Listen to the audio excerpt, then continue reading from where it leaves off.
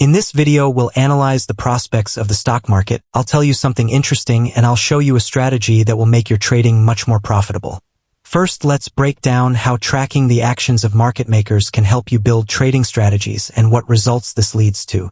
As we know, practice always provides much more understanding than any theory, so let's look at specific examples. In the previous video, we highlighted several key points. First, we discussed that the main reason the market has been rising over the past several weeks is a gamma squeeze. However, signs have begun to appear that this could end in the near future, and what caused the market to rise will ultimately turn out to be the reason for its correction. This was particularly evident in individual tickers, and as an example, I showed you the gamma exposure profile of Broadcom. And to refresh your memory, let me attach a short clip from the previous video. For instance, we can currently see this playing out in SMH, the semiconductor ETF, or in Broadcom, where the key support level sits at 420. For now, dealers are forced to remain long on these assets. However, this won't last forever. The tide could turn either when call buying slows down or right after expiration, because once options expire, dealers will inevitably unwind their inventory and dump the excess shares from their balance sheets. In any case, against the backdrop of this widespread euphoria, put options have become incredibly cheap.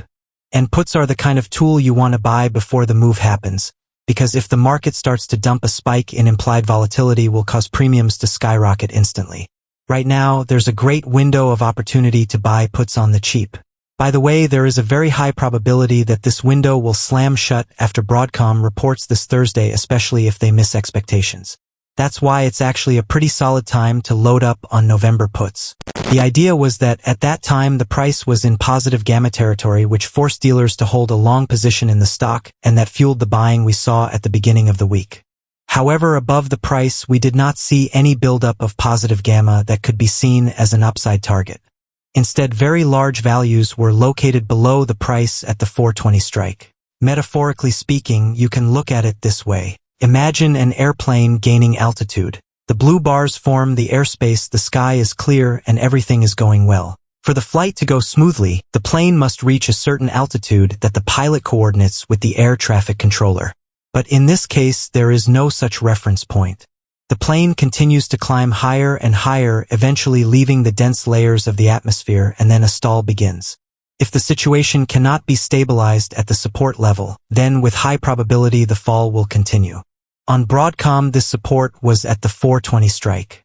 On Thursday, the price opened below this level, tested it as resistance. The decline continued, and within 2 days the stock fell 22% from its highs. That was an example of a single stock, but in the previous video using our app, we opened the weekly gamma exposure profile on SPY, and by highlighting the levels that had the greatest significance, we made a forecast for the index's further dynamics, taking into account the gamma concentrations and possible hedge flows from market makers.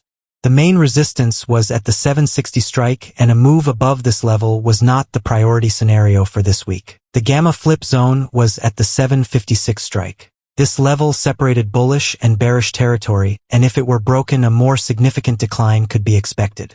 The most significant strike was 740, where the largest negative and absolute gamma values were located. And most importantly, it was the only level that remained relevant all the way through Friday. As the nearest resistance level, we can highlight the 760 strike.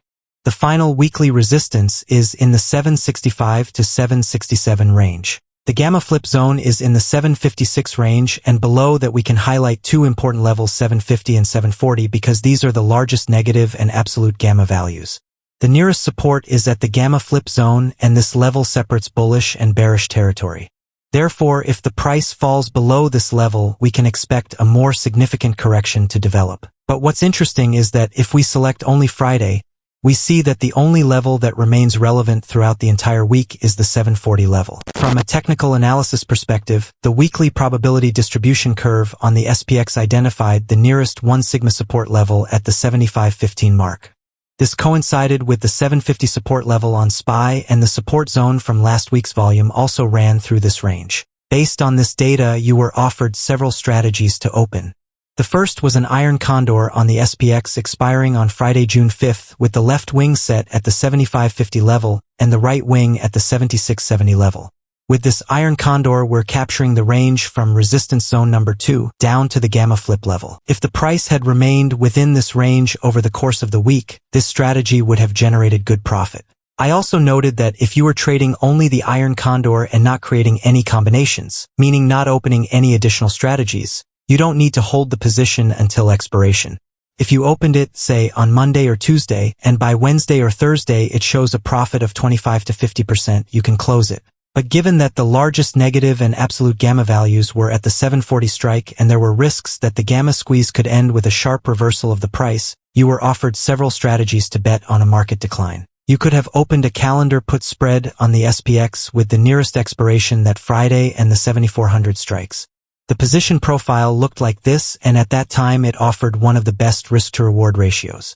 The position was very cheap and the maximum loss did not exceed $200.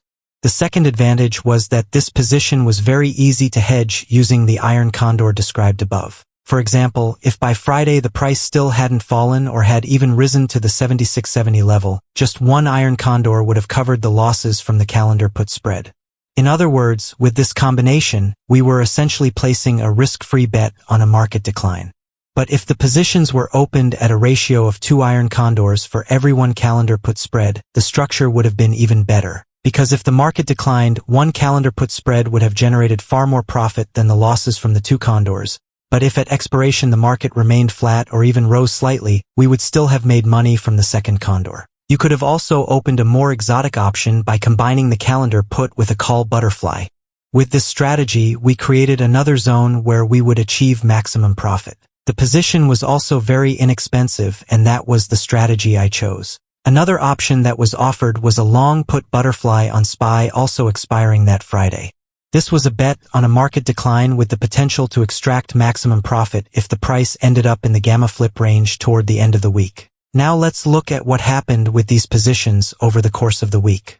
From Monday through Wednesday, there wasn't much to comment on because the market was trading in a tight range. But on Thursday in pre-market trading, the SPX dropped to the 75.15 level. This was the 1 sigma support zone. It was last week's point of control, and it was the nearest support level on SPY based on the gamma exposure profile. From there, an upward bounce began, and 2 hours after the market opened, the price approached the gamma flip zone. The long put butterfly was generating 76% profit or $1,000 on a 10-lot basis. I split the combination of the calendar put spread and the call butterfly into 2 separate strategies. At that time, they were showing the following results, and the overall combination was in the green. I opened 3 lots, and as a hedge I opened 6 iron condors, which gained 35% or about $600 in cash terms. The total profit across all positions was approximately $2,000. On Friday, 2.5 hours after the market opened, the price broke through the first support level and headed toward the key 740 strike.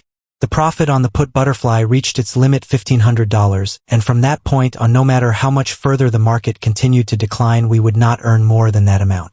The loss on the iron condor was $1,500, but that was offset by the combination consisting of the calendar put spread and the call butterfly, and the total profit across all positions was over $4,500. After that, the market decline accelerated, and 30 minutes before the end of the trading session, the price not only reached the 740 strike but also broke below it. At that moment, the total profit across all positions peaked, exceeding $7,500. But most importantly, the strategies were selected in such a way that throughout their lifespan, we almost always had the opportunity to close them for a profit. What I mean is that, for example, on Thursday during the upward bounce, the profit would have been smaller than if you had held the positions until Friday, but it was still there. On top of that, these strategies were shared with everyone, and every single one of you had the opportunity to join in. So thanks to the gamma exposure profile, we understood perfectly well at the beginning of the week what sentiment was prevailing in the market, which direction the market was leaning, and we saw the strike that was acting as a magnet for the price. So if you want to see in advance what's happening behind the scenes of the market and make timely, well-informed trading decisions, the link to the app with all the necessary information is in the description below this video. The main trigger that set off the market decline was Broadcom. After the bell on Wednesday, the AI chip bellwether beat on earnings, but guided next quarter AI revenue below the lofty bar Wall Street had set, and CEO declined to raise the full-year target. Then on Friday, jobs data was released showing 172,000 new jobs, nearly double the forecast, while unemployment remained unchanged at 4.3%. From an economic perspective, this was good news, but the market reacted negatively because it led to a revision of the interest rate forecast. Speaking of rates, don't forget that on Wednesday inflation data will be released, which will either confirm or refute a resurgence in price growth. It was inflation concerns that drove bond yields higher throughout the spring, and if the consumer price index comes in worse than expected, it will add pressure to the markets because it will finally kill any hopes of a rate cut in 2026. From a technical analysis perspective, the nearest and main support right now is the 50-day moving average. If this line is touched this week and the inflation data comes in better than expected, that would reduce yields and give the bulls new hope. But if this support is broken to the downside, it would open the path to the 200-day moving average, which will determine whether this market decline is just a normal correction within an uptrend or the beginning of a deeper sell-off. To summarize, there is a possibility that what we are seeing right now is the beginning of a larger correction. But on the other hand, the indicators and mathematical models we rely on are not yet showing a trend reversal signal. Confirmation or refutation of this will come in a couple of days, and once the data is in, I will be sure to let you know the results. The SPY gamma exposure profile for the upcoming week looks like this. The price is in negative gamma territory, indicating the presence of bearish sentiment. The gamma flip zone, which is the nearest resistance, is located at the 746 strike.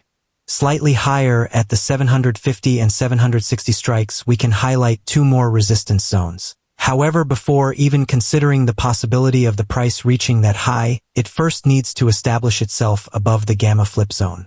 The nearest support level is at the 730 strike, and the largest negative and absolute gamma values form another level at the 720.